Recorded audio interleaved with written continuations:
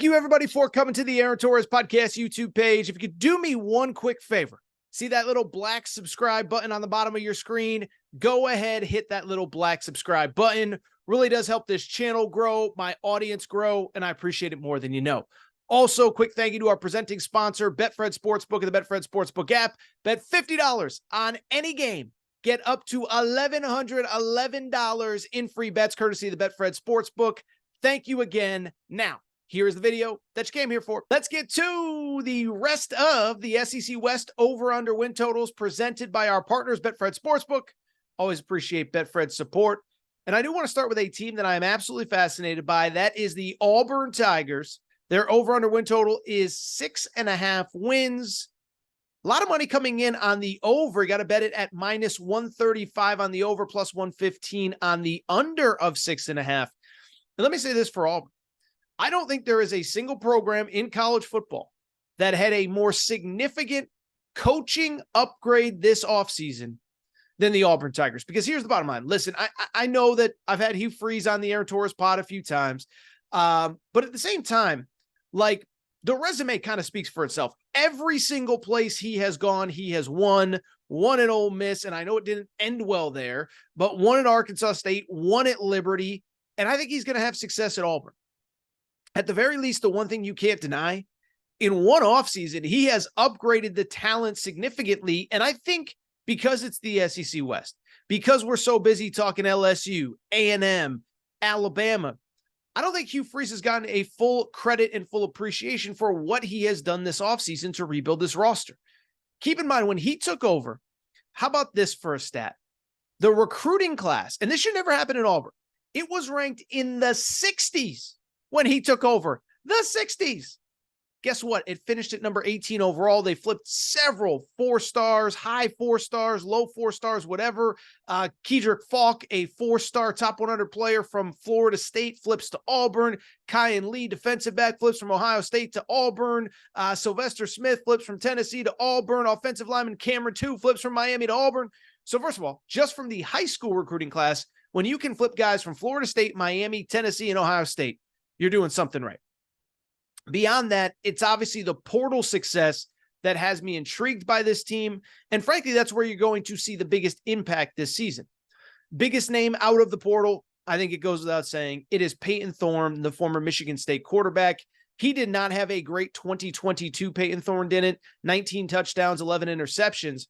But remember, it was just a year ago that he was coming off a 2021 season in which he threw for 27 touchdowns and led Michigan State to an 11-win season, Fiesta Bowl win.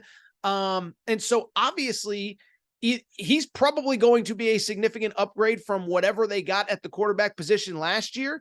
That is, of course, unless Robbie Ashford wins the job, in which case Robbie Ashford is probably going to be much improved. And that is the one thing about Hugh Freeze. He is great with quarterbacks, and I think both these guys are going to be improved. Beyond that, some real weapons for the excuse me, I'm tripping over my words here, for the quarterback to work with. Jarquez Hunter is back at running back. Then in the portal, they crushed at the wide receiver position, okay? Jair Shorter, 10 touchdown catches last year at North Texas. On top of that, Caleb Burton, a former 4-star top 100 prospect that played at Ohio State last year. They got a tight end named Rivaldo Fairweather. I'm far from an NFL draft expert, but people believe he has NFL potential. And I think most importantly, and this isn't even all Brian Harsin, because Auburn fans have been saying since the Gus Malzahn era that the offensive line recruiting was lacking.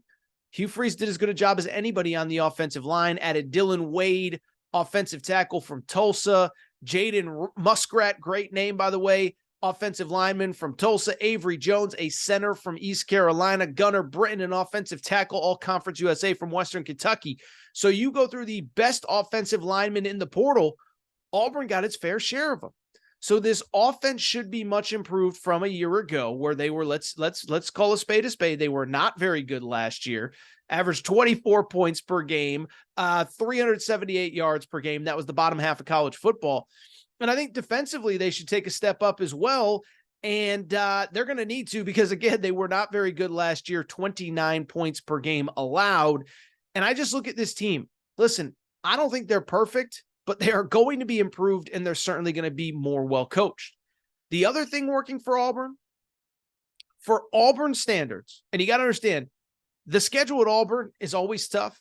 I know next year we go away from the division model, but this year we still got it. They obviously have Georgia, and of course they have Alabama. But otherwise, it is a somewhat manageable schedule for Auburn. They should go 4-0 in the out-of-conference. Here's who they play: UMass, at Cal, Samford, and New Mexico State. That feels like it should be 4 wins to me. If it's not, we got some problems. And they get a cross-division game against Vanderbilt. So through the years, Auburn has always had one of the toughest schedules in college football. This year, it might actually be pseudo-manageable. As far as the win-loss total, the over-under is concerned, 6.5. Listen, I lean over, but I'll be blunt. I can't sit here and confidently tell you that I am going to pick the over, and it's for the same reason that I just explained.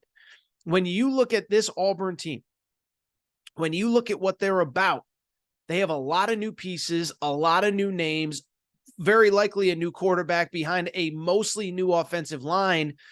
And while the schedule is by Auburn standards manageable, they do still have Georgia. They do still have Alabama. They do still have at LSU. They do still have at Texas A&M. Matter of fact, there's a 4-game stretch right in the middle of the season at A&M, Georgia, at LSU, Ole Miss, and of course the Iron Bowl late in the season.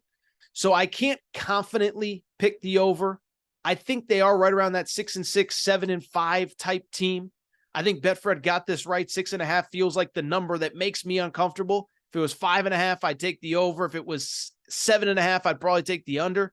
6.5 is a stay away to me. This feels like a 7-5 team would probably bet the over.